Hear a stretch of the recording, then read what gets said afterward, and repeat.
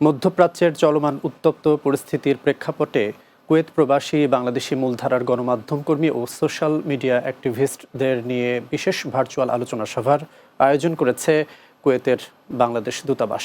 Kuwait প্রতিনিধি আওহ জুবেদ জানান, কুয়েতে নিযুক্ত বাংলাদেশের রাষ্ট্রদূত মেজর জেনারেল সৈয়দ তারেক হোসেনের সভাপতিত্বে এ আয়োজন করা হয়।